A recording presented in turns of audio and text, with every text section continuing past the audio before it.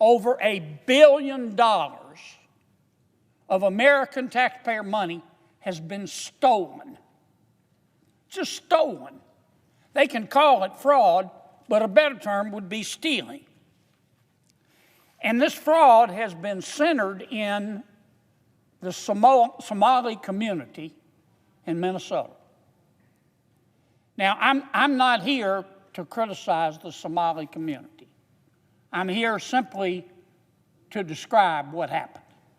On the Senate floor, Senator John Kennedy delivered one of the most shocking, blunt, and emotionally charged speeches of the year. With his signature mix of Southern charm and razor-sharp fury, he described a welfare fraud scandal in Minnesota so massive, so unbelievable, that he called it "Naud Kor Endostan," and I quote, "a clown world on steroids."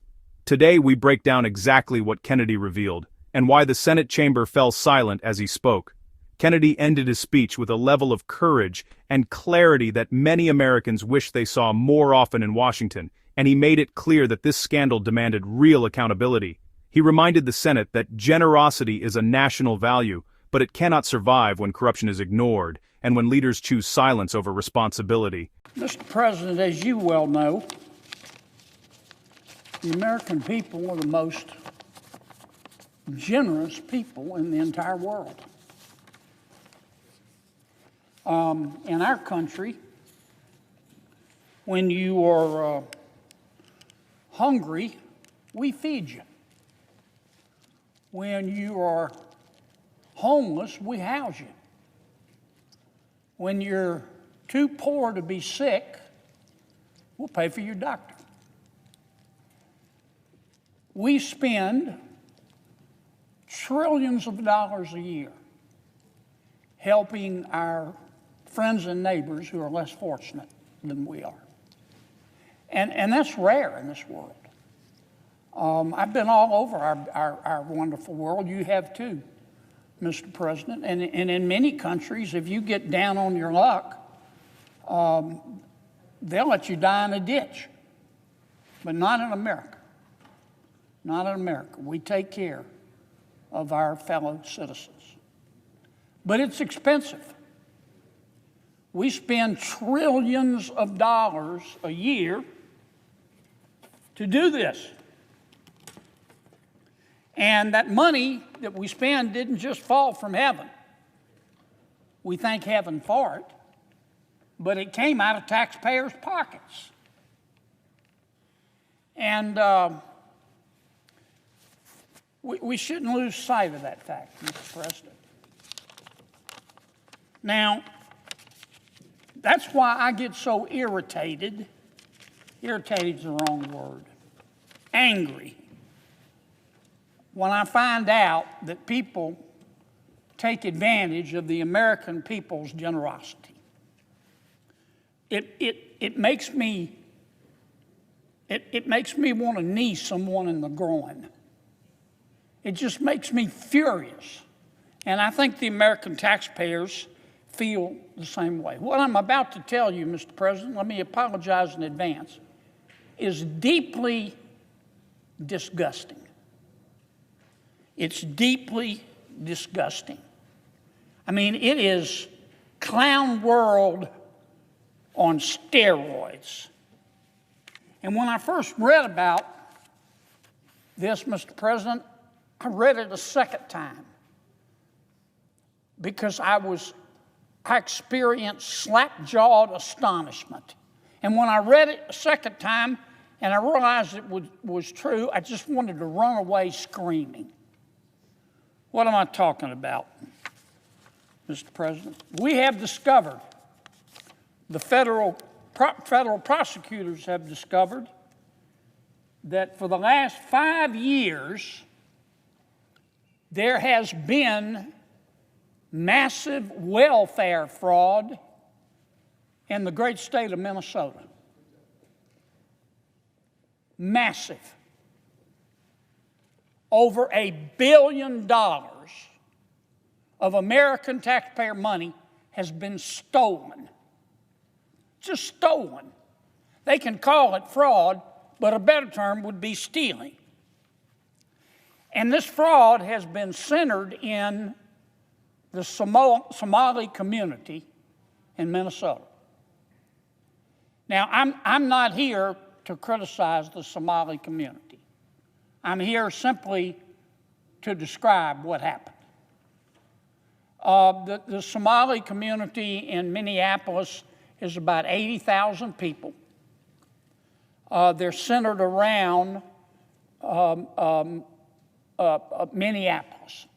And let me say it again. I'm not here to denigrate the Somali people or people of Somali ancestry just because of the actions of a few.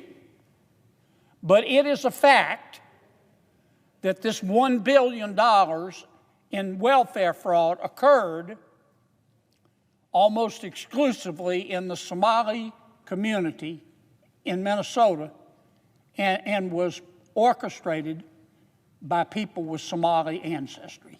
That's a fact. Facts aren't racist. Facts are facts. So far, 59 people have been convicted, 86 have been charged, and 78 of them are of Somali ancestry. That's just a fact. Now, what these criminals did they had three very elaborate schemes. The first scheme was centered on supposedly feeding hungry children in the Somali community. A group, a nonprofit run by some people with Somali ancestry. The name of the nonprofit was called Feeding Our Future. Feeding Our Future. Feeding Our Future went to the welfare authorities in the state of Minnesota, which of course was administering federal taxpayer money, and they said, "Look, Feeding Our Children said, Feeding Our Future said, we want to feed hungry children in the Somali community." And the welfare people in state government in Minnesota gave them the money to do that. It started out very small. But the idea was that Feeding the Future, the Somali nonprofit organization, would take this federal taxpayer money, American taxpayer money, and go to businesses, most of which were Somali businesses, in the Somali community and set up feeding sites where they supposedly would take children to get a hot meal. On paper, it sounded great. As I say, it started out very, very small, just a few $1 million. But eventually, it got bigger and bigger and bigger. And more businesses in the Somali community signed up to be feeding sites. And Feeding Our Future, the Somali nonprofit, kept going back to the Social Services Department in Minnesota saying, we need more money, we need more money. And at the height of the fraud, they were spending about $100 million a year. Not over the lifetime of the program, $100 million a year. There's just one problem. There were no hungry children. There were hungry children. They just weren't getting any of the money. And the businesses, many of which were Somali owned, which were getting some money to feed the children from Feeding Our Future, the nonprofit that was quarterbacking this whole thing, they weren't giving any of the money to hungry children. They were spending it. These businesses were spending it on yachts and vacations and jewelry and furniture for their home. That was scheme number one. But it got worse. The second scheme was supposedly to help people who are homeless. Remember, I said in America, when you're homeless, we'll house you. Well, that's what they were trying to do in Minnesota. A nonprofit was set up, again run by someone of Somali ancestry, and this nonprofit went to a bunch of providers who supposedly were going to provide housing. And they told the welfare authorities in Minnesota that they needed millions of dollars to house people who were homeless. And once again, the program started out small. When they started it in 2020, these crooks started it in 2020, they said, we only need $2.6 million. But then in 2021, they said we need $21 million. And in the following years, they said we need $42 million the next year, then $74 million to feed, or rather to house the homeless, then $104 million a year, not the total scheme, a year. It's just one problem. None of the money was going for housing. None of the money was going to help people who were homeless. These providers and this nonprofit that was coordinating it just put the money in their pocket. Kennedy defended taxpayers with blunt honesty, calling out a system that allowed fraud to grow because politicians feared backlash more than they feared wrongdoing.